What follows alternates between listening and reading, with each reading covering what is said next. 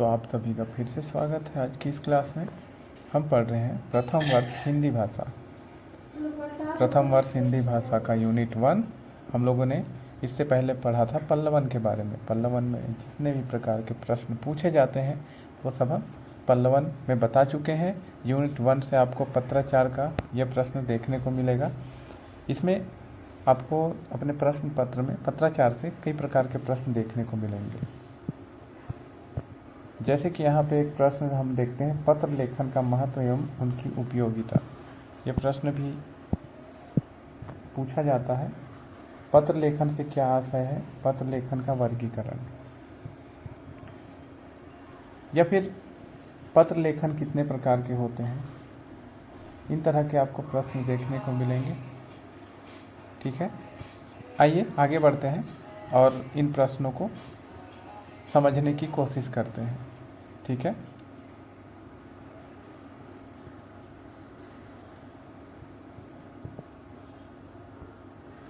तो सबसे पहले हम लोग पत्र लेखन का आशय समझ लेते हैं। ठीक है, पत्र लेखन का आशय क्या है? कागज के माध्यम से समाचारों का आदान प्रदान करना ही पत्र लेखन कहलाता है। प्राचीन समय में पत्र लेखन का प्रचलन बहुत अधिक था। फिर चाहे पत्र औपचारिक हो या अनौपचारिक, दोनों ही स्थिति में कागज में लिखे जाने वाले पत्रों का उपयोग किया जाता था। हमारे दैनिक जीवन में पत्र लेखन का बड़ा महत्व है। पत्र दो व्यक्तियों के मध्य गहरा संपर्क सूत्र है। पत्र के द्वारा अल्प समय में और कम व्यय में संबंध स्थापित हो जाता है एवं संबंधों में प्रगाढ़ता एवं आत्मीयता आती है। अंग्रेज विद्वान जेम्स हॉवेल के अनुसार कुंजियां बॉक्स खोलती हैं परंतु पत्र हृदय के विभिन्न पटल खोलते हैं। मनुष्य के प्राकृत एवं निश्चल भावों एवं विचारों का आदान प्रदान पत्रों द्वारा ही संभव है। व्यवहारिक जीवन में पत्र व्यवहार की वह सेतु है जो मानवीय संबंधों को जोड़कर उन्हें सुदृढ़ आधार प्रदान करता है। इसी आधार पर मानव अपना सामाजिक सामुदायिक विकास करता है। मनुष्य एवं सामाजिक प्राणी है। मनुष्य एक सामाजिक प्राणी है, अतः उसको दूसरों से संपर्क अथवा संबंध स्थापित करने व बनाए रखने के लिए लेखन की महती आवश्यकता होती है। इस प्रकार जीवन में पत्र लेखन का अपना महत्वपूर्ण स्थान है। तो हम लोगों ने देखा पत्र लेखन का आशय। आगे देखते हैं और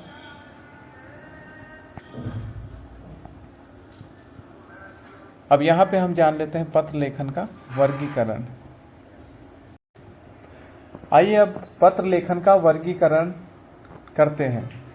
हमें अपने दैनिक जीवन में अनेक प्रकार के पत्र लिखने पड़ते हैं। कभी अपने ही स्वजनों को तो कभी किसी कार्यालय से पत्र व्यवहार करना पड़ता है। कभी किसी वस्तु को मांगने के लिए पत्र लिखा जाता है। इस प्रकार हम पत्रों को निम्नलिखित दो भागों में बांट सकते हैं। पहला है औपचारिक पत्र, दूसरा है अनौपचारिक पत्र। औपचारिक पत्र में कौन कौन से पत्र आएंगे, आइए जानते हैं। औपचारिक पत्र, औपचारिक पत्रों के मुख्य रूप से निम्न पत्र आते हैं, जैसे सरकारी पत्र, अर्ध सरकारी पत्र और व्यावसायिक पत्र। ये सभी औपचारिक पत्र में आते हैं। इसके बाद अनौपचारिक पत्र कौन कौन से होते हैं? अनौपचारिक पत्रों को दो भागों में बांट सकते हैं। एक है सामाजिक पत्र, दूसरा है निजी पत्र।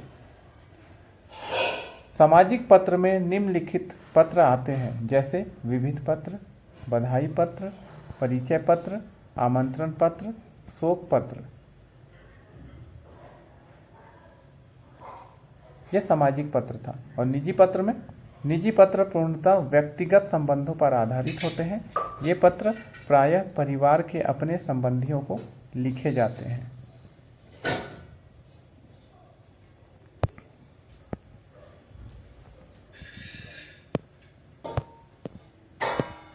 अब हम देखेंगे औपचारिक पत्र, इसके विषय में।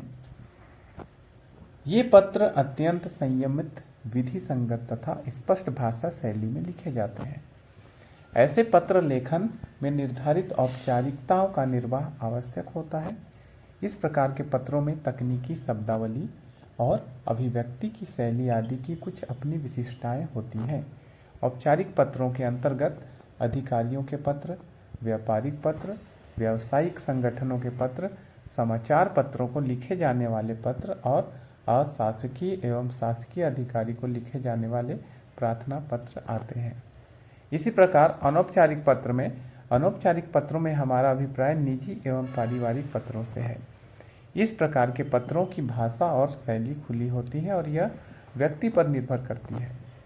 इनमें भावों की अभिव्यक्ति खुलकर की जाती है। पत्र लिखने वाला अपनी इच्छानुसार संदेश, आग्रह और अपने दिल की सभी बातें खुलकर प्रकट करता है। ये पत्र अपने निकटतम रिश्तेदारों, सगे संबंधियों, गुरुजनों, माता पिता, भाई बहन आदि को लिखे जाते हैं। ठीक है, आगे बढ़ते हैं।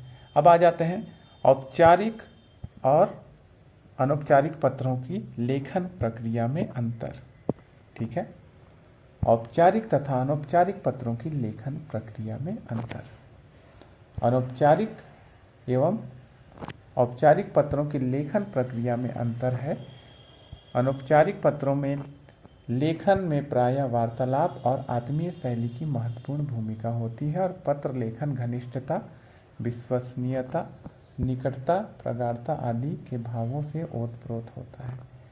इसमें व्यक्तिगत बातें प्रधान होती हैं। औपचारिक पत्र लेखन ऐसा नहीं होता।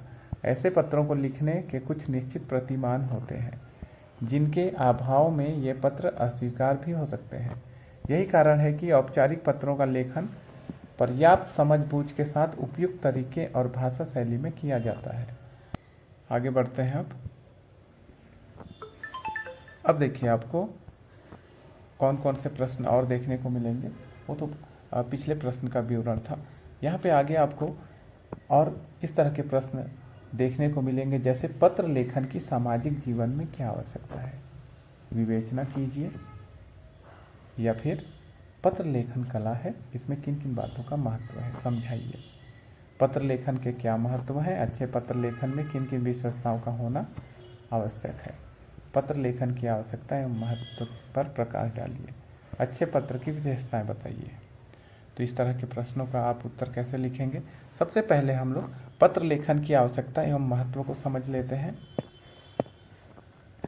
पत्र लेखन की आवश्यकता एवं महत्व। पत्र लेखन साहित्य की एक महत्वपूर्ण विद्या है। पत्र लेखन साहित्य की एक महत्वपूर्ण विधा है। उसका एक महत्वपूर्ण अंग है, जिसके अंतर्गत हमारे दैनिक जीवन में सुख दुख के अनेक क्रियाकलाप, विचारों का आदान प्रदान अत्यंत स्वाभाविक ढंग से हो जाता है। विद्यार्थी जीवन से ही इसका सहज विकास होता है, जहाँ वह अपने आत्मीय इष्ट मित्रों एवं गुरुजनों से पत्रों एवं प्रार्थना पत्रों के माध्यम से अपने हृदयगत भावों को व्यक्त करना सीखता है।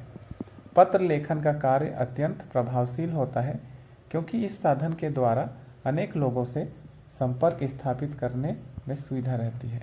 आजकल दूर रहने वाले सगे संबंधियों व व्यापारियों को आपस में एक दूसरे के साथ मेल जोल एवं संबंध रखने की आवश्यकता पड़ती है। इस कार्य में पत्र लेखन एक महत्वपूर्ण भूमिका निभाता है। तो हम लोगों ने जाना पत्र लेखन की आवश्यकता एवं महत्व। अब हम जान लेंगे पत्र लेखन की विशेषताएं। ठीक है, पत्र लेखन की विशेषताएं। आधुनिक युग में पत्र लेखन एक कला है। सतत अभ्यास से ही कला परिपक्व हो सकती है। एक अच्छे पत्र में निम्न विशेषताओं का होना आवश्यक है। पहली विशेषता है सरल भाषा शैली। पत्र की भाषा साधारणतः सरल और बोलचाल की होनी चाहिए। शब्दों के प्रयोग भाव और विषयानुकूल होने चाहिए। पत्रों की शैली रोचक, मधुर, आत्मीय और सहज हो। बातें सीधे सरल ढंग से कही जानी चाहिए। दूसरी, विचारों की स्पष्टता। पत्र में विचार सुस्पष्ट और सुलझे हुए होने चाहिए। उनका दिखावा ना हो। भाषा शिष्ट व प्रिय हो। अप्रिय और अशिष्ट भाषा का प्रयोग से बचना चाहिए। तीसरी विशेषता है संपूर्णता। पत्र में जो लिखा जाना जरूरी है वह अवश्य लिखा जाए, लेकिन अनावश्यक, अनर्गल, उबाऊ और निरर्थक विवरण का वर्णन ना करें। पत्र में संपूर्णता हो, बार बार एक ही बात को ना दोहराएं। इसकी चौथी विशेषता है संक्षिप्तता। पत्र संक्षिप्त होना चाहिए, अर्थात पत्र अधिक लंबा नहीं होना चाहिए। पत्र में उन्हीं बातों का विवरण दें जो आवश्यक हो। 5वां है प्रभा विष्णुता। पत्र आरंभ से ही अंत प्रायः नम्रता, आदर, आत्मीयता, भाव, प्रवणता, प्रेमाभिव्यक्ति आदि से यथोचित पूर्ण होना चाहिए। 6वां विशेषता है सुंदर अक्षर एवं आकर्षक। पत्र में किसी प्रकार की काट छाट नहीं होनी चाहिए। सुंदर अक्षर और सधे हुए वाक्य मन को प्रसन्न कर देते हैं। कागज अच्छा व साफ सुथरा हो। शीर्षक, तिथि, संबोधन, अभिवादन, अनुच्छेद यथानुसार व क्रम अनुसार होना चाहिए।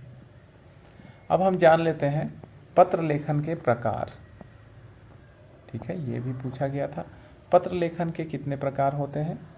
पत्र लेखन के प्रकार: औपचारिक पत्र, अनौपचारिक पत्र। औपचारिक पत्र कौन कौन से पत्र होते हैं? औपचारिक पत्र होते हैं सरकारी पत्र, अर्ध सरकारी पत्र और व्यावसायिक पत्र। इसी तरीके से अनौपचारिक पत्र क्या होते हैं? अनौपचारिक पत्र में आते हैं सामाजिक पत्र और निजी पत्र।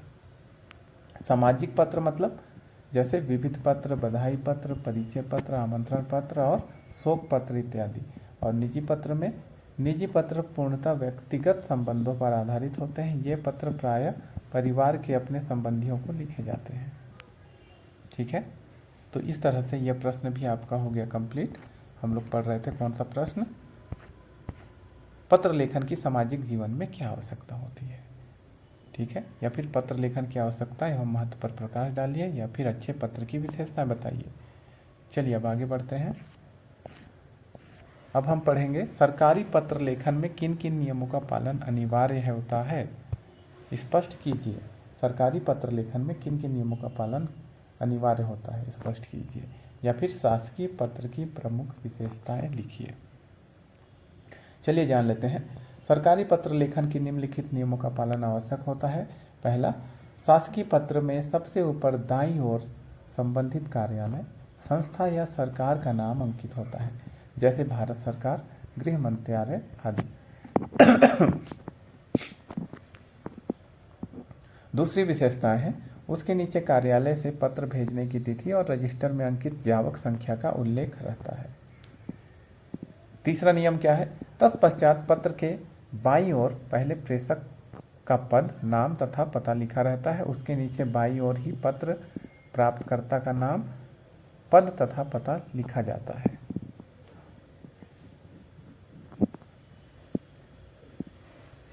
चौथा, उसके नीचे विषय लिखा होता है, जैसे प्रशासन में हिंदी का प्रयोग, छात्रवृत्ति, अनुदान आदि। पांचवा, पत्र में तत्पश्चात पिछले सत्र का संदर्भ दिया जाता है। छठवां, तत्पश्चात संबोधन किया जाता है, जैसे महोदय, प्रिय महोदय, मान्यवर आदि। सातवां, प्रतिवाद विषय को प्रतिच्छेदों या अनुच्छेदों में विभाजित कर लिया जाता है।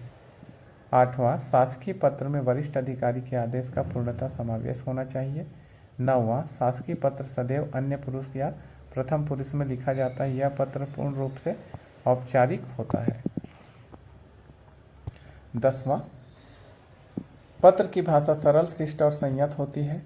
पत्र की समाप्ति पर दाईं ओर आपका भौदी या विश्वास पात्र लिखकर प्रेषक के हस्ताक्षर अंकित होते हैं। 12वां, प्रेषक के हस्ताक्षर के नीचे प्रेषक का नाम, पद स्पष्ट अक्षरों में लिखा रहता है या मुद्रा अंकित रहती है। 13वां, अंत में जिन संबंधित व्यक्तियों को प्रतिलिपियां प्रेषित की जाती है उनका उल्लेख किया जाता है। तो हम लोगों ने समझा पत्र लेखन यानी शासकीय पत्र की प्रमुख विशेषताओं को लिखिए, या फिर सरकारी पत्र लेखन में किन किन नियमों का पालन अनिवार्य होता है। चलिए आगे बढ़ते हैं। पत्राचार के और एक प्रश्न है। एक और प्रश्न पत्राचार का देखने को मिलता है, पत्र लेखन के प्रमुख अंगों का विश्लेषण कीजिए। तो आइए जानते हैं इसका उत्तर कैसे होगा। पत्र लेखन के अंगों की विवेचना, अंगों का विश्लेषण या अंगों की विवेचना। पहला है प्रेषक और लिपि। पत्र के शीर्ष स्थान पर दाहिने ओर प्रेषक का पता एवं पत्र लेखन की तिथि का उल्लेख होना चाहिए। दूसरा, मूल संबोधन। संबोधन की दृष्टि से पत्र को दो वर्ग में बांटा जाता है। पहले वर्ग में रिश्ते नातों के सभी लोग और व्यक्तिगत एवं पारिवारिक रूप से जाने पहचाने व्यक्ति आते हैं, जैसे श्रद्धेय गुरुजी, आदरणीय माताजी, चिरंजीवी अमित, प्रिय भाई सुरेश आदि। दूसरे वर्ग में घनिष्ठता, श्रद्धा या स्नेह सूचक शब्दों का प्रयोग नहीं किया जाता, बल्कि सेवा में प्रति इसके नीचे पदनाम, संस्था का नाम, पता आदि लिखे जाते हैं।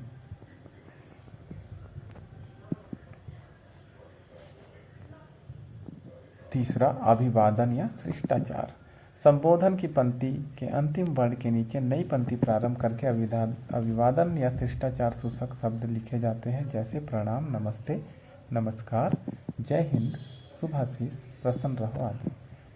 चौथा, गौड़ संबोधन। इसका प्रयोग केवल संवृद्धि के दूसरे वर्ण के साथ ही होता है, जिसमें शिष्टाचार एवं अभिवादन सूचक शब्द प्रयोग नहीं किए जाते। पांचवा, विषय वस्तु। पत्र के विषय को प्रारंभ, मध्य एवं अंत के रूप में 3 अनुच्छेदों में अथवा आवश्यकता अनुसार 2 या 1 अनुच्छेद व्यवस्थित करके लिखा जाता है। उदाहरण के लिए, श्रद्धेय पिताजी, सादर प्रणाम, आपका पत्र प्राप्त हुआ। छठवां, अधोलेख या पत्र की समाप्ति। पत्र की विषय सामग्री लिख देने के बाद पत्र को समाप्त करने के लिए मंगल कामना सूचक या धन्यवाद सूचक उक्तियों का प्रयोग करके संबोध्य के साथ अपने संबंध को प्रकट करते हुए हस्ताक्षर किए जाते हैं। सातवां, संबोधन। पत्र के अंत में संबोध्य व्यक्ति का पदनाम का पूरा पता पत्र की बाईं ओर लिखा जाता है। अब आगे बढ़ते हैं। तो अब हम पहुंच चुके हैं व्यावसायिक पत्र। व्यावसायिक पत्र की विशेषताओं पर प्रकाश डालते हुए व्यावसायिक पत्र की विशेषताओं पर प्रकाश डालते हुए उदाहरण प्रस्तुत कीजिए। या फिर प्रश्न आ सकता है, व्यावसायिक पत्र का अर्थ एवं सामान्य लक्षणों का वर्णन कीजिए तथा एक उदाहरण भी दीजिए। व्यावसायिक पत्र किसे कहते हैं, समझाइए। चलिए जानते हैं व्यावसायिक पत्र क्या होता है। व्यापारिक एवं व्यावसायिक पत्र लेखन से आशय उन पत्रों के आदान प्रदान से है जो किसी व्यक्ति और संस्थान अथवा 2 व्यापारिक फर्मों के बीच व्यवसाय को संबंधित उद्देश्य हेतु लिखे जाते हैं। ये पत्र प्रायः माल मांगने, कोटेशन बुलाने व भेजने, आर्डर भेजने, बैंक तथा अन्य साख संस्थाओं से पत्र व्यवहार आदि के रूप में लिए जाते हैं। व्यावसायिक पत्रों के सामान्य लक्षण। आइए जान लेते हैं व्यावसायिक पत्रों के सामान्य लक्षण। पहली, भाषा शैली।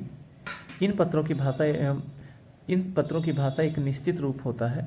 यह भाषा लाक्षणिक तथा व्यंग्यार्थ से मुक्त रहती है। यह सरल, स्पष्ट तथा पॉइंट टू पॉइंट वाली होती है। दूसरा, पत्र का फॉर्मेट। यह पत्र अधिकांशतः छपे हुए लेटर हैंड यानी फर्म संस्था के नाम में छपे कागज पर ही लिखा जाता है। इसमें व्यापारिक संस्था का नाम, डाक का पता, दूरभाष की संख्या यदि हो तो, तार पते का कोड यदि हो तो, विक्रय या अन्य विभागीय कार्यालयों द्वारा दिए गए नंबर आदि होते हैं। तीसरा, संबोधन। इसमें सामान्यतः संबोधन महोदय तथा महोदया ही होता है, किंतु अभिवादन के रूप में नमस्ते आदि नहीं लिखते हैं। चौथा, कलेवर। चाही गई जानकारी या वांछित जानकारी, आवश्यक निर्देश, व्यवसाय संबंधी सूचना ये रहता है। पांचवा, स्वनिर्देश। भौदीय, आपका विश्वस्त, आपका नाम प्रचलित है। व्यावसायिक पत्र के प्रारूप की प्रमुख विशेषताएं। आइए जानते हैं प्रारूप की प्रमुख विशेषताएं। पहला, व्यावसायिक पत्रों में सबसे पहले ऊपर में प्रेषक संस्था का नाम, पता, टेलीफोन नंबर और डाक का पूरा पता होना चाहिए। दूसरा, पत्र के दाईं ओर दिनांक होना चाहिए। तीसरा, पत्र के बाईं ओर पत्र क्रम की संख्या लिखी जानी चाहिए। चौथा, इसके बाद कंपनी या संस्था को पत्र लिखा जा रहा है, उसके व्यवस्थापक या अधिकृत अधिकारी का पदनाम व पता लिखा जाता है। पांचवा, इसके बाद पत्र के विषय का संकेत होना चाहिए। छठवां, फिर महोदय या महोदया का संबोधन किया जाना चाहिए। सातवां, इसके बाद मूल पत्र लिखा जाना चाहिए। आठवां, पत्र को समाप्त करके आपका शुभेच्छु, आपका सद्भावी या आपका कृपाकांक्षी आदि लिखकर हस्ताक्षर किए जाने चाहिए। नीचे पत्र प्रेषक का पूरा उल्लेख होना चाहिए। हस्ताक्षर के नीचे प्रबंधक या व्यवस्थापक की सील अंकित होनी चाहिए। अब जान लेते हैं व्यावसायिक पत्र के प्रकार। व्यवसाय और व्यापकता के कारण व्यावसायिक पत्रों के अनेक प्रकार होते हैं, लेकिन प्रचलन में अधिकता के आधार पर प्रमुख व्यावसायिक पत्र इस प्रकार हैं: परिपत्र या गस्ती पत्र, पूछताछ पत्र, अनुवर्ती पत्र, कोटेशन पत्र, माल मांगने हेतु आदेश पत्र, आदेश तथा प्राप्ति सूचना पत्र, माल रवानगी पत्र, माल प्राप्ति एवं भुगतान, दावे, शिकायत तथा समझौते के पत्र, बीमा पत्र, बैंकिंग व्यवहार पत्र आदि। अब जान लेते हैं व्यावसायिक पत्र का प्रारूप। पूछताछ पत्र का एक नमूना देखते हैं। यहाँ पे आप देखिए, बाएं साइड में दूरभाष, पत्र क्रमांक, दिनांक लिखा हुआ है और दाएं साइड में नाम शंभू प्रसाद शुक्ला, भिलाई मार्ग, रायपुर, छत्तीसगढ़, इस तरह से। अब इसकी शुरुआत हम लोग कर रहे हैं। प्रति व्यवस्थापक Shyam rigid PVC pipe, Raipur, इस तरह से। विषय में हम लिखेंगे आपके द्वारा नवनिर्मित पीवीसी पाइप के संबंध में जानकारी प्राप्त करने हेतु महोदय। तो हम लोग जान रहे हैं पूछताछ पत्र का नमूना। आपकी नवनिर्मित फैक्ट्री के पीवीसी पाइप बाजारों में लोकप्रिय हो रहे हैं। किसानों की मांग से प्रभावित होकर हम अपने संबंधित विक्रेताओं के माध्यम से आपके व्यापार को बढ़ाने में सहयोगी बनना चाहते हैं। अतः आपसे निवेदन है कि निम्न जानकारी शीघ्र भेजें। पहला, आपने अपने विज्ञापन में लिखा है कि आपका माल 15/4/9/8/5/1/9/8/0 के अनुरूप है, जो हर किसान की पहली पसंद, मजबूती में बेजोड़, भरोसेमंद एवं टिकाऊ है। अतः इस संबंध में अधिक विवरण तथा उसके प्रकार और मूल्य की सूची देवें। दूसरा, थोक विक्रेता के लिए दी जाने वाली छूट की दर, अन्य सुविधाएं तथा भुगतान संबंधी पूर्ण जानकारी दें। तीसरा, आदेश प्राप्त होने पर कितने दिनों के भीतर माल की पूर्ति की जाती है। यदि आपको सूचनाएं एवं व्यावसायिक शर्तें हमारे अनुकूल हुई तो हम तत्काल माल मांगने आदेश प्रेरित करेंगे। धन्यवाद। अब इधर देखिए, दाहिने साइड में लिखा हुआ है भावदीय, नाम भागचंद जैन, शंभू प्रसाद एवं ब्रदर्स। तो इस तरह से हम लोगों ने पूछताछ पत्र का नमूना देखा। ठीक है, तो इस तरह से हमारा वो प्रश्न कंप्लीट हो गया। अब हम आ जाते हैं एक और प्रश्न पे जो पत्राचार से पूछे जाते हैं। निजी तथा पारिवारिक पत्र किसे कहते हैं? किसी एक पत्र का प्रारूप देकर स्पष्ट कीजिए। निजी पत्र पूर्णतः पारिवारिक, अनौपचारिक व आपसी रिश्तों की कोमलता, आत्मीयता और स्नेह, वात्सल्य और भावों से परिपूर्ण होते हैं। हर्ष, विवाद, उल्लास सहज रूप से इसमें प्रस्तुत होते हैं। औपचारिक पत्रों के समान सधी हुई भाषा इसमें नहीं होती। इनमें कहीं दिखावा या आबंडर नहीं होता। निजी पत्र लिखने वाला अपने को मानसिक दृष्टि से पत्र के काफ़ी निकट अनुभव करता है। शिकवे, शिकायत, रूठना मनाना, उलाहना आदि मुद्राएं इन पत्रों में जुड़े रहते हैं। कुल मिलाकर निजी पत्र मानवीय उद्गारों के भंडार होते हैं। यह निजी पत्र इन्हें लिखने और पाने वाले आपसी रिश्तों की गर्मी का अनुभव करते हैं। चलिए इसका एक उदाहरण देख लेते हैं। पिता के नाम पुत्र का पत्र। तो पिता के नाम पुत्र का पत्र, यहाँ दाहिने साइड में आप देख लीजिए, एड्रेस लिखा हुआ है 220 योम विहार, रायपुर, और दिनांक। तो लिखना शुरू करते हैं बाया साइड से। परम पूज्य पिताजी, सादर चरण स्पर्श। आशा है कि आप लोग कुशल मंगल होंगे। आपका पत्र प्राप्त हुआ, पढ़कर खुशी हुई। आपने मेरे अर्धवार्षिक प्रश्न पत्रों के संबंध में जानकारी चाहिए है। आपके आशीर्वाद से मेरे समस्त प्रश्न अत्यंत संतोषजनक हुए हैं। मुझे विश्वास है कि मैं कक्षा में प्रथम श्रेणी में उत्तीर्ण होने का सौभाग्य प्राप्त करूंगा। आप इस बात से अवगत होंगे कि फरवरी के प्रथम सप्ताह में हमारे कॉलेज का स्नेह सम्मेलन होने वाला है, जिसमें मुझे गत वर्ष का प्रथम उत्तीर्ण होने का पुरस्कार भी मुख्य अतिथि के द्वारा प्रदान किया जाएगा। मेरा स्वास्थ्य ठीक है। आशा है कि आप भी स्वस्थ होंगे। पूज्य माता जी को सादर चरण स्पर्श। मुन्ना और मुन्नी को बहुत बहुत प्यार। आशा है दोनों की पढ़ाई भी अच्छी चल रही होगी। आपके पत्र की प्रतीक्षा में। अब यहाँ दाहिने साइड ही आपका प्रिय पुत्र रमेश। तो हम लोगों ने ये प्रश्न देखा, निजी तथा पारिवारिक पत्र किसे कहते हैं और किसी एक पत्र का प्रारूप देकर स्पष्ट कीजिए। तो ये प्रश्न भी आपका हो गया कंप्लीट। ठीक है, और एक प्रश्न हम देख लेते हैं। ये भी पूछा जाता है प्रथम वर्ष के हिंदी भाषा में। यूनिट 1 का है ये प्रश्न। शासकीय एवं अर्ध शासकीय पत्र के अंतर को स्पष्ट करते हुए शासकीय पत्र का नमूना प्रस्तुत कीजिए। ठीक है, शासकीय एवं अर्ध शासकीय पत्र औपचारिक पत्रों की श्रेणी में आते हैं। एक ही श्रेणी के होने पर भी इनमें पर्याप्त अंतर रहता है जिन्हें अग्रानुसार स्पष्ट किया जा सकता है। जैसे शासकीय पत्र, यह पत्र सरकारी पत्र पूर्णतः औपचारिक होते हैं, और अर्ध शासकीय पत्र, यह अर्ध शासकीय पत्रों में औपचारिकता एवं अनौपचारिकता दोनों का पालन किया जाता है। इनमें दूसरा अंतर है, इन पत्रों का आदान प्रदान कार्यालयीन स्तर पर होता है और इनमें इन पत्रों का आदान प्रदान दो अधिकारियों के मध्य सीधे अधिकारी स्तर पर होता है। अर्ध शासकीय पत्र में शासकीय पत्र का तीसरा, विषय एवं संबोधन सरकारी होता है। इसमें विषय सरकारी होता है किंतु संबोधन निजी होता है। चौथा, इन पत्रों का प्रयोग सरकारी आदेशों निर्देशों को प्रसारित करने के लिए तथा आवश्यकता के अनुसार अलग अलग मुद्दों की व्याख्या, विश्लेषण या टीका अथवा टिप्पणी करने के लिए किया जाता है। लेकिन अर्थशास्त्रीय पत्र, इन पत्रों का प्रयोग अधिकारियों के बीच किसी सम्मति अथवा जानकारी प्राप्त करने के लिए या किसी अधिकारी का ध्यान किसी लंबित प्रकरण के संबंध में विशेष रूप से आकृष्ट करने के लिए किसी अधिकारी के द्वारा कार्य में व्यक्तिगत रुचि लेकर शीघ्र पूरा कराने के लिए किया जाता है। इसमें पांचवा है, इन पत्रों की भाषा में मुझे आदेश हुआ है, मुझे निर्देश हुआ है व्याख्यावली प्रयुक्त होती है। लेकिन इनमें अर्थशास्त्रीय पत्रों का पांचवा है, इन पत्रों की भाषा में मुझे कहते हुए हर्ष होता है कि मुझे यह सूचित करते हुए प्रसन्नता हो रही है आदि पदावली का प्रयोग किया जाता है। तो एक शासकीय पत्र का नमूना देख लेते हैं। शासकीय पत्र का नमूना, भारत सरकार, गृह मंत्रालय। इधर आप दाहिने साइड में लिख देंगे डेट 15 जुलाई, जो भी है, जगह का नाम।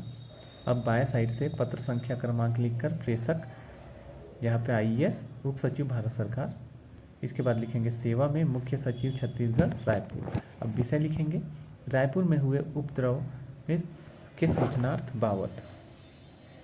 महोदय, आपके पत्रांक, यहाँ पे नंबर के उत्तर में मुझे आपको सूचित करने के लिए निर्देश हुआ है कि ईद के दिन रायपुर में हुए उपद्रव में अनेक व्यक्तियों के हताहत और संपत्ति के नष्ट होने से रोकने में पुलिस नाकामयाब रही।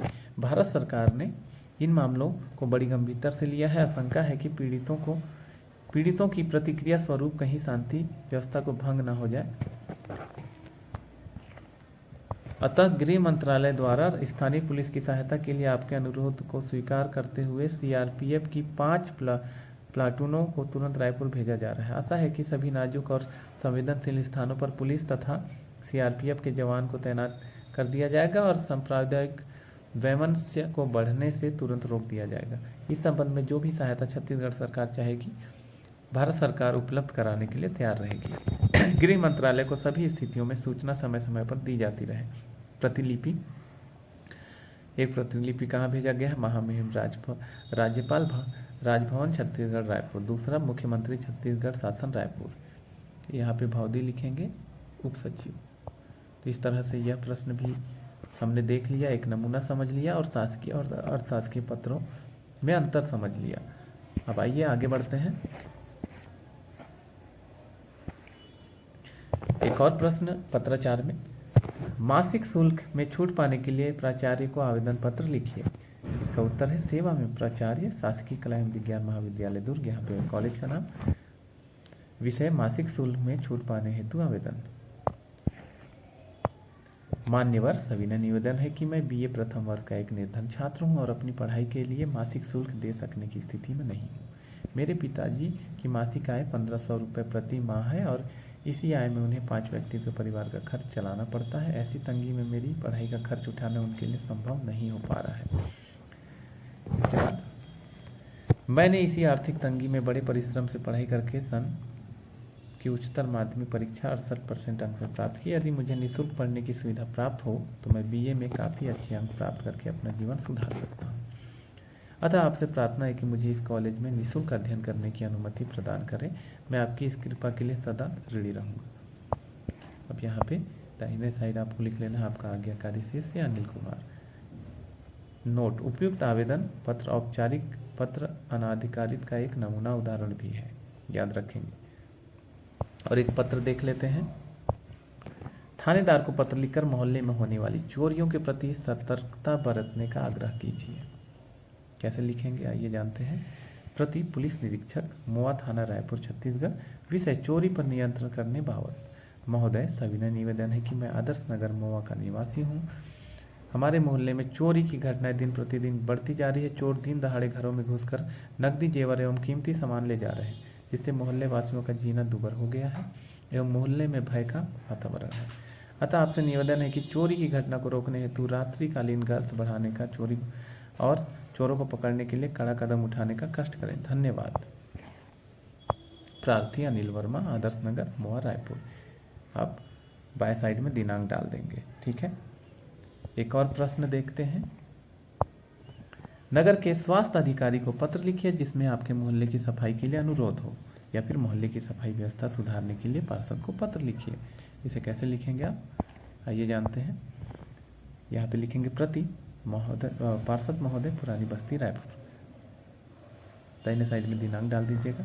विषय मोहल्ले की सफाई कराने बाबत। सविनय निवेदन है कि पुरानी बस्ती वार्ड क्रमांक 62 के अंतर्गत दानीपारा, सरस्वती चौक, लिली चौक में बहुत ज़्यादा गंदगी फैली हुई है, जिससे मोहल्ले वासियों को बहुत परेशानियों का सामना करना पड़ रहा है।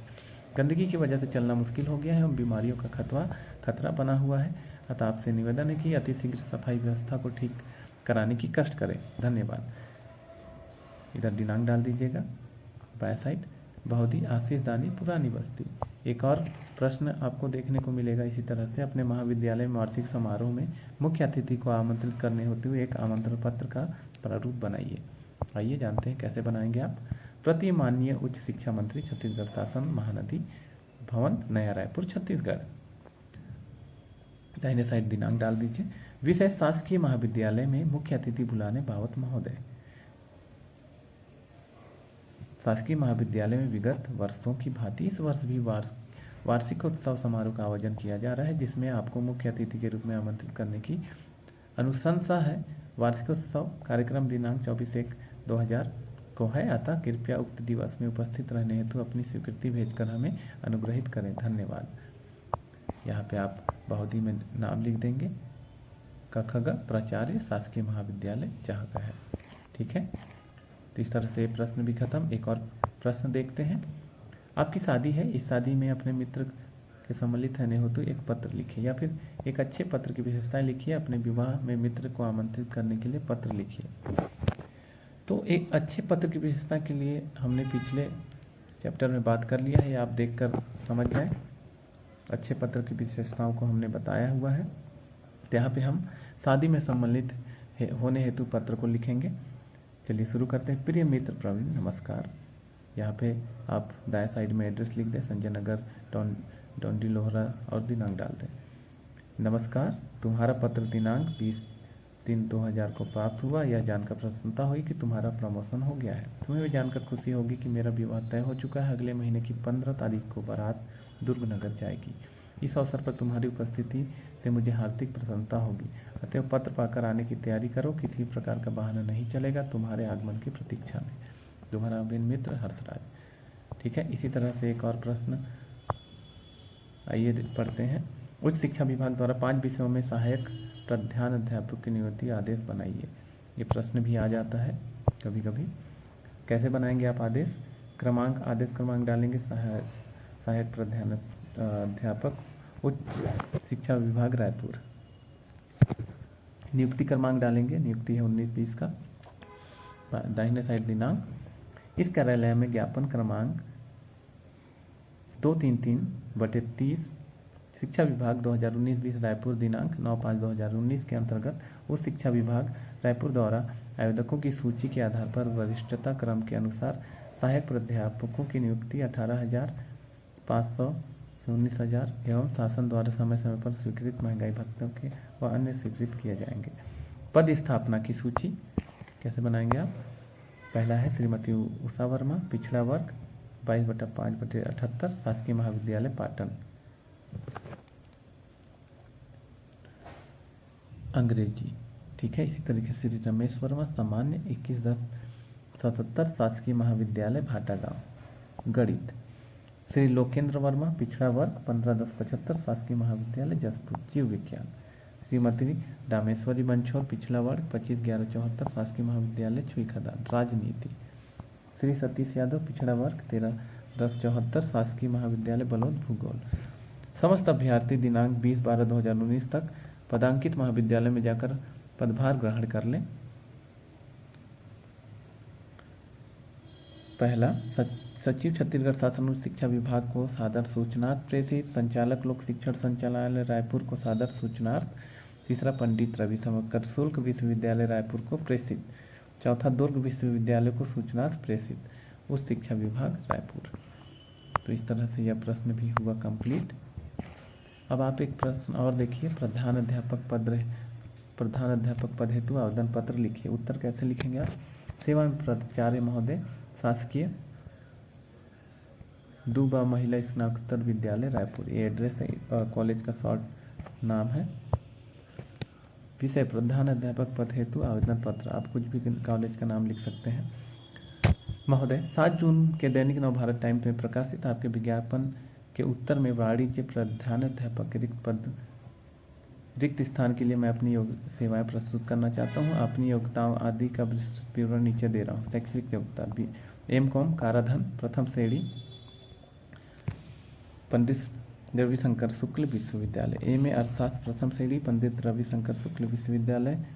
LLB 64% अंक पंडित रविशंकर शुक्ल विश्वविद्यालय। यहाँ पे आप अंक के साथ डेट डालिएगा, कौन सा ईयर में आपने पास किया है। इस समय मैं PhD के लिए अपना शोध कार्य लगभग पूरा कर चुका हूँ। अनुभव, विगत 2 वर्ष से मैं रायपुर के छत्तीसगढ़ महाविद्यालय में स्नातक कक्षाओं का अध्यापन कार्य कर रहा हूँ। पाठ्यक्रमोत्तर गतिविधियों में कॉलेज जीवन से ही मेरा सक्रिय योगदान रहा है। अनेक नाटकों, अभिनय पुरस्कार जीते हैं और खेलों में भी बराबर रुचि लेता रहा हूँ। बैडमिंटन का अच्छा खिलाड़ी हूँ और भोपाल में राज्य स्तरीय प्रतियोगिता में भी भाग ले चुका हूँ। आशा है कि आप मुझे अपने महाविद्यालय में सेवा करने का अवसर प्रदान कर कृतार्थ करेंगे। यथा निर्देश अपने प्रमाण पत्रों की साक्षात आवेदन पत्र के साथ संकलन कर रहा हूँ। तो धन्यवाद। दाएं साइड आप लिखेंगे प्रार्थी अरविंद कुमार गोयल, एड्रेस जहाँ का है। इधर बाएं साइड में दिनांक और जो आपने प्रतियां संकलन की हो, कितनी प्रतियां हैं वो लिख देंगे, साथ में फोटो। ठीक है। इसके बाद एक और आवेदन पत्र है, बैंक से ऋण लेने हेतु आवेदन पत्र। इसका उत्तर, सेवा में प्रबंधक केनरा बैंक कोरबा, विषय 5,000 रुपये के ऋण के लिए आवेदन पत्र। महोदय, मैं इसी जिले के सैदाबाद तहसील के अंतर्गत केदारपुर गांव का रहने वाला हूं। एक मध्यम वर्गीय किसान हूं। मेरे पास कुछ 5.6 एकड़ जमीन है जिसमें खेती कर मैं अपने 4 सदस्यीय परिवार का पालन पोषण करता हूं। मैं अपने इस खेत में सिंचाई के लिए 7.5 हॉर्स पावर के एक मशीन लगाना चाहता हूं। इससे मेरे खेत में उत्पादन क्षमता में काफ़ी वृद्धि होगी। मैं अपने आर्थिक स्थिति मजबूत करने के साथ साथ राष्ट्रीय उत्पादन की वृद्धि में भी सहयोग दे सकूंगा। निवेदन है कि मुझे आपके बैंक से 5,000 रुपये का ऋण प्रदान किया जाए तो मैं अपनी इस योजना को सफलतापूर्वक क्रियान्वित कर सकूंगा। मैंने आपकी बैंक द्वारा किसानों को दिए जाने वाले ऋण की शर्त का अध्ययन किया है और वे मुझे स्वीकार हैं। कृपया ऋण देने की कृपा करें। यहाँ पर आप लिख देंगे भवदीय सूरजमल गौतम, जो भी नाम है, वल्द प्रभुतम गौतम, केदारपुर। ठीक है। तो एक और प्रश्न आ गया है, राशन कार्ड बनवाने के लिए आवेदन पत्र लिखिए। उत्तर, राशन कार्ड बनवाने के लिए आवेदन पत्र, सेवा में जिला खाद्य अधिकारी, जिला रायपुर, छत्तीसगढ़, विषय राशन कार्ड बनवाने के लिए। महोदय, निवेदन है कि मैं रायगढ़ शहर में पिछले महीने आया हूँ। इससे पहले मैं रायगढ़ जिले के गांव में अपने पिताजी के साथ रहता था और मेरा अलग से कोई राशन कार्ड नहीं बनाया गया है, बल्कि पिताजी श्री सुखदेव सिंह के ही परिवारजन के रूप में मेरी गणना की गई थी। अब चूंकि मुझे रायपुर में नौकरी करना है और स्थायी रूप से यहीं रहना है, तो इसलिए मुझे अपने परिवार के लिए एक अलग राशन कार्ड बनवाने की ज़रूरत है। मेरे परिवार में कुल 2 सदस्य हैं। विवरण, पहला, राजपाल सिंह, उम्र 23 वर्ष, स्वयं। श्रीमती सुशीला सिंह, उम्र 20 वर्ष, पत्नी। वर्तमान पता, श्री राजपाल सिंह, मकान नंबर F123, शंकर नगर, रायपुर, छत्तीसगढ़। उपयुक्त विवरण के आधार पर मेरा राशन कार्ड बनाने की महती कृपा करें। बहुदी राजपाल सिंह। ठीक है, आगे देख लेते हैं और एक प्रश्न। यहाँ पर हम प्रश्न देखेंगे, परीक्षाओं के समय ध्वनि विस्तारक यंत्रों के प्रयोग पर रोक लगवाने हेतु जिलाधीश को एक पत्र लिखिए। ठीक है, परीक्षाओं के समय ध्वनि विस्तारक यंत्रों के प्रयोग पर रोक लगवाने हेतु जिलाधीश को एक पत्र लिखिए। आप कैसे लिखेंगे? प्रति जिलाधीश महोदय, रायपुर छत्तीसगढ़। विषय परीक्षा काल में लाउड स्पीकर पर प्रतिबंध लगाने के संबंध में। महोदय, निवेदन है कि माध्यमिक शिक्षा मंडल की परीक्षाएं दिनांक 2/3/2000 से प्रारंभ हो रही है। हम सभी विद्यार्थी अध्ययन कार्य में व्यस्त हैं, परंतु जगह जगह लाउड स्पीकरों के बजने से हमारी पढ़ाई में व्यवधान उत्पन्न होता है। दुकानों पर धार्मिक कार्यक्रमों एवं सभाओं में निर्बाध रूप से ध्वनि विस्तारक यंत्र बजाए जाते हैं। इससे हम सभी छात्र एकाग्रचित्त होकर अध्ययन नहीं कर पाते। अतः छात्रों के भविष्य को ध्यान में रखते हुए परीक्षा की अवधि में लाउड स्पीकरों के प्रयोग पर कृपया प्रतिबंध लगाने संबंधी आदेश जारी करें। इससे पहले इस संबंध में महाविद्यालयों के छात्रों ने भी एक प्रार्थना पत्र प्रेषित किया था। दिनांक, और यहाँ पे दाहिने साइड में भावदीप अभिजीत मिश्रा, अध्यक्ष छात्र संघ। इस तरीके से ये प्रश्न का उत्तर भी हम लोगों ने देखा। इसके बाद एक और प्रश्न हम देख लेते हैं। राशन कार्ड बनवाने हेतु सचिव को पत्र लिखिए। इसका उत्तर है सेवा में ग्राम सचिव महोदय, ग्राम पंचायत अमलेश्वर, जिला दुर्ग, छत्तीसगढ़। विषय में है राशन कार्ड बनवाने के लिए। महोदय, निवेदन है कि मैं ग्राम पंचायत अमलेश्वर में विगत 2 वर्षों से निवासरत हूँ। मेरे परिवार में पत्नी व 2 बच्चे हैं और मेरा अलग से कोई राशन कार्ड नहीं बना है। मेरे द्वारा ग्राम पंचायत में आवेदन देने के बाद भी राशन कार्ड नहीं बनाया गया। अतः सचिव महोदय से निवेदन है कि मेरे परिवार का राशन कार्ड बनाने की कृपा करें।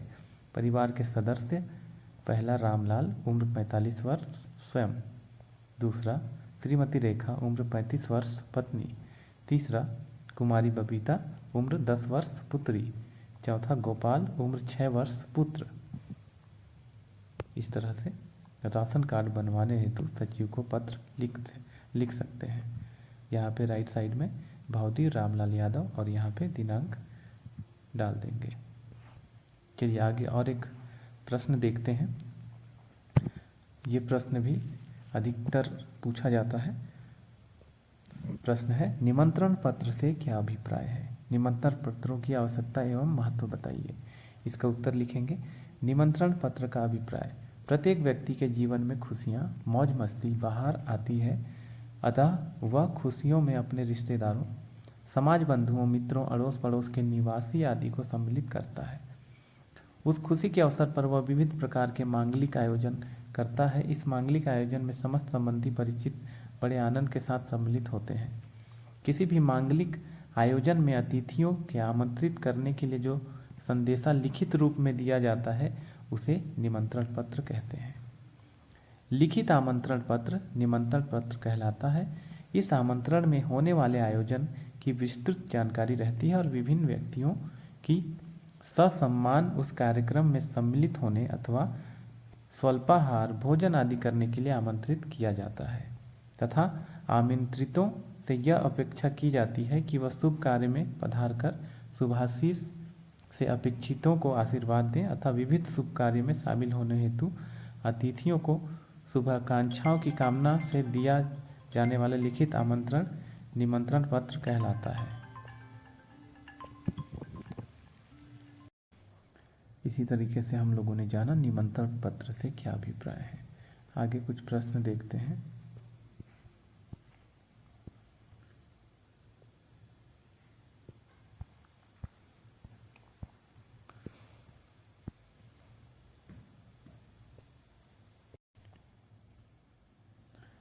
तो यहाँ पे हम लोग देख रहे थे निमंत्रण पत्र से क्या अभिप्राय है, तो हम लोगों ने देखा। आगे जानते हैं निमंत्रण पत्र की आवश्यकता एवं महत्व। ठीक है, निमंत्रण पत्र की आवश्यकता एवं महत्व। निमंत्रण पत्र की आवश्यकता एवं महत्व आज आधुनिक युग में बहुत है। विवाह, जन्मदिन, सालगिरह आदि जैसे अनेक अवसर हमारे जीवन काल में आते हैं। कुछ खुशी के मौके होते हैं और कुछ दुख के। इसमें अतिथियों को शामिल करने के लिए उन्हें निमंत्रण पत्र प्रेषित किया जाता है। अगर किसी व्यक्ति को निमंत्रण पत्र किसी कारणवश नहीं प्राप्त होता है तो वह समारोह में शामिल नहीं हो पाता। इसीलिए शामिल करने के लिए निमंत्रण पत्र भेजकर औपचारिकता पूरी की जाती है। आज का युग डिजिटल हो गया है, जिसमें हम फेसबुक, व्हाट्सएप, फ़ोन के माध्यम से सुख दुख के कार्यक्रमों का निमंत्रण संचार के माध्यम से देते हैं, जिससे स्वीकार कर अपने जान पहचान वाले लोग समारोह में शामिल हों।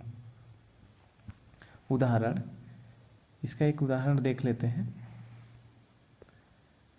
निमंत्रण पत्र, श्री गणेशाय नमः, राइट साइड में दिनांक डाल देंगे। इधर, मान्यवर बंधु, ईश्वर की असीम अनुकंपा से हमारे सुपुत्र चिरंजीवी लक्ष्य का विवाह दिल्ली निवासी श्री राम किशोर की आयुष्मती कन्या लक्ष्मी से आगामी 25 मई को होना निश्चित हुआ है। आपसे प्रार्थना है कि इस शुभ अवसर पर पधार कर वर वधू को आशीष प्रदान कर हमें अनुग्रहित करें। मांगलिक कार्य, विवाह दिनांक 25 मई, समय प्रातः 10 बजे से 12 बजे, विवाह स्थल अग्रसेन भवन, स्टेशन रोड, रायपुर। बाएं साइड में स्वागतछुक रमेश, सुरेश, ईशा, वेदांत, लकी। दाहिने साइड में दर्शनाभिलाषी राम कुमार। तो हम लोगों ने देखा निमंत्रण पत्र का उदाहरण, ठीक है। तो इस तरह से हमारा यह यूनिट खत्म हो गया है, यानी यूनिट 1 का ख। तो अब हम मिलते हैं अगले क्लास में। तब तक के लिए आप पढ़ते रहिए और परीक्षा की तैयारी अच्छे से कीजिए। मिलते हैं अगले क्लास में।